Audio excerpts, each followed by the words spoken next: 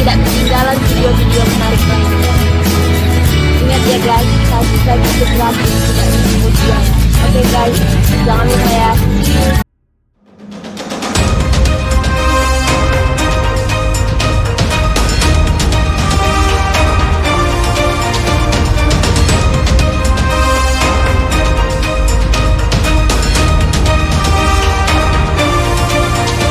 Halo sahabat Duo Chemistry, senang dapat berjumpa kembali bersama channel kami yang penuh edukasi. Video kali ini kami akan mengajak kalian untuk mempelajari materi kenaikan titik didih. Mohon agar tidak skip video ini supaya kamu dapat memahami materi ini dengan utuh. Dukung terus channel ini agar semakin berkembang dengan klik like, komen, share dan subscribe. Selamat belajar ya! Tujuan pembelajaran yang akan dicapai setelah mempelajari materi kenaikan TITK didih. 1. Siswa mampu menjelaskan pengertian titik didih. Siswa mampu menjelaskan pengaruh zat terlarut terhadap titik didih. Siswa dapat menghitung kenaikan titik didih. 2. Siswa mampu menjelaskan pengertian titik didih. Siswa mampu menjelaskan pengaruh zat terlarut terhadap titik didih. Siswa dapat menghitung kenaikan titik didih. 3. Siswa mampu menjelaskan pengertian titik didih. Siswa mampu menjelaskan pengaruh zat terlarut terhadap titik didih. Siswa dapat menghitung kenaikan titik didih. Selama mengikuti video pembelajaran ini diharapkan adik-adik 1. Mendengarkan secara penuh. 2. Tidak mengganggu teman. 3. Dilarang meninggalkan ruangan. 4. Menghargai pendapat teman. 5. Tidak menggunakan HP yang tidak ada kaitannya dengan pembelajaran. Mari perhatikan video berikut.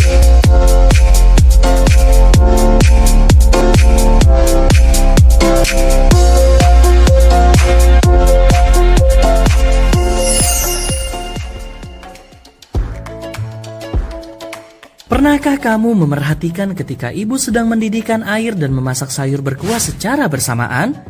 Tentu keduanya akan lebih mungkin mendidih pada waktu yang berbeda. Menurut kalian, jika volume dan suhu keduanya sama, manakah yang akan lebih cepat mendidih?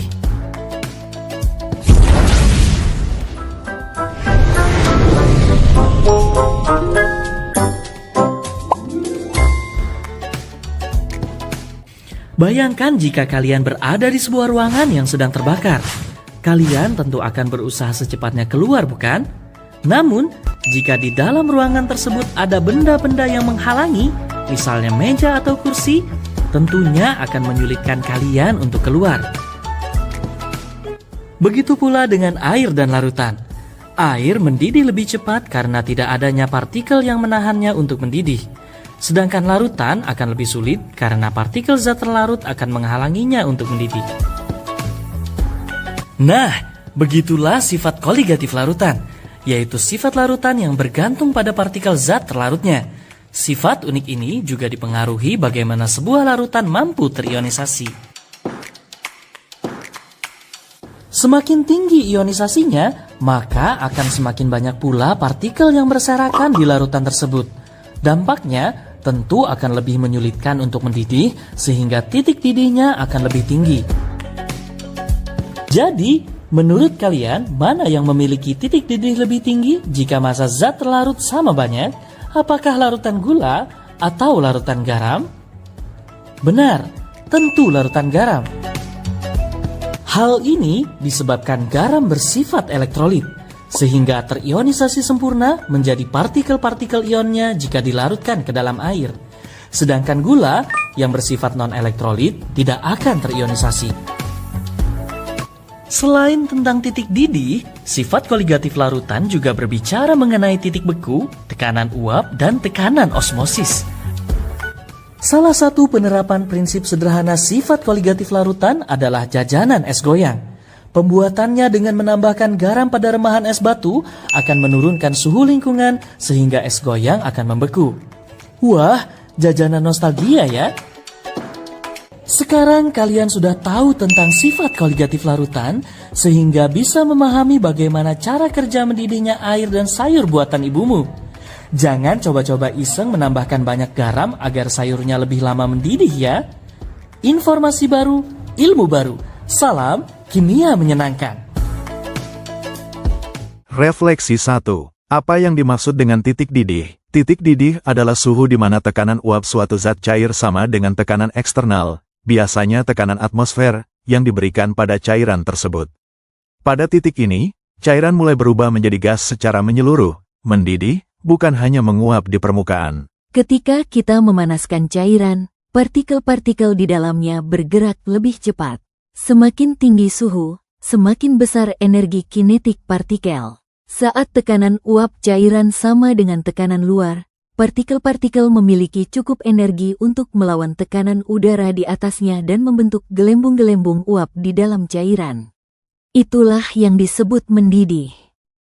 Refleksi 2. Bagaimana titik didih yang diperoleh jika zat terlarut dilarutkan dalam pelarut? Jika suatu zat terlarut dilarutkan ke dalam pelarut, maka titik didih larutan akan lebih tinggi dibandingkan dengan titik didih pelarut murni. Fenomena ini disebut kenaikan titik didih, boiling point elevation, dan termasuk dalam sifat koligatif larutan, yaitu sifat yang hanya bergantung pada jumlah partikel zat terlarut, bukan jenisnya. Mengapa titik didih dapat naik?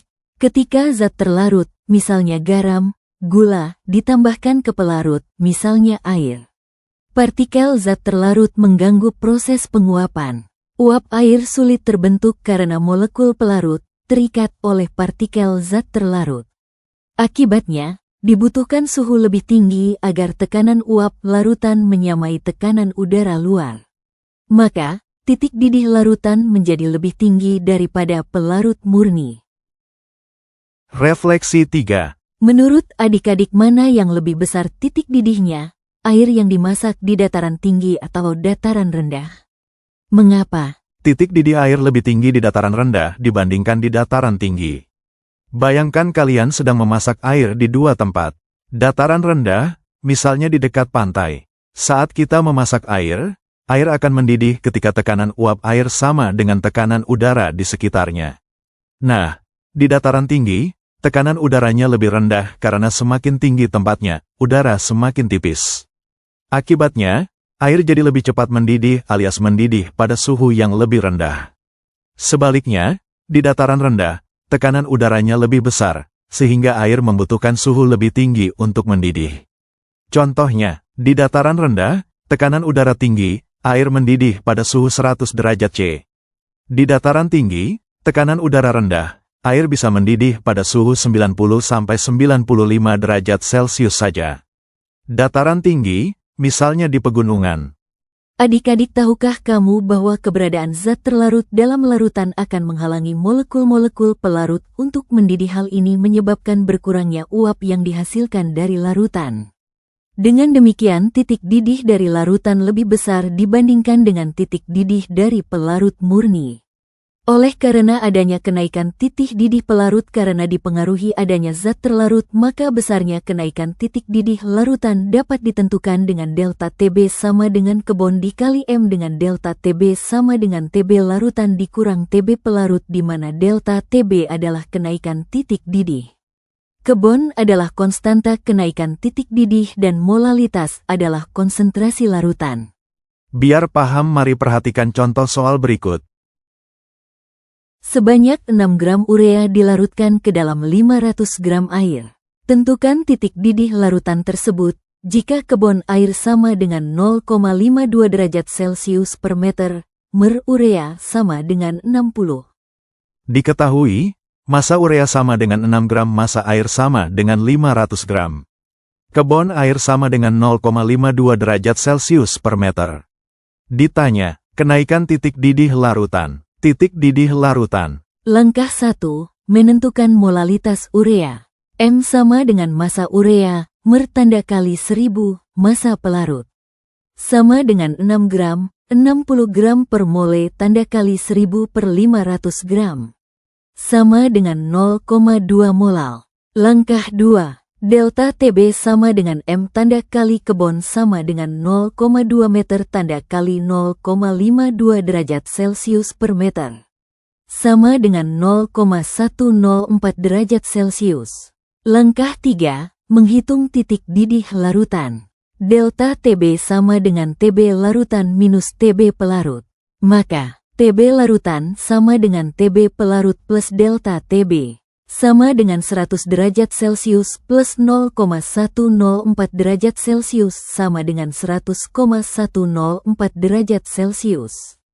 Sehingga, larutan urea mendidih pada suhu 100.104 derajat C. Terima kasih telah mempelajari materi kenaikan titik didih. Selanjutnya kita latihan yuk. 1. Sebanyak 18 gram glukosa, sama dengan 180 gram per mole, dilarutkan dalam 500 gram air. Tentukan titik didih larutan tersebut jika kebon air adalah 0,52 derajat C. 2. Dalam 250 gram air terlarut 18 gram suatu zat X. Titik didih larutan ini adalah 100.208 derajat C. Tentukan massa molekul relatif zat terlarut tersebut jika kebon air sama dengan 0,52 derajat Celcius per meter. 3. Suatu larutan mengandung 18% massa glukosa. Bila kebon air adalah 0,52 derajat Celcius, hitunglah titik didih larutan. Mer glukosa sama dengan 180 dan mer air sama dengan 18.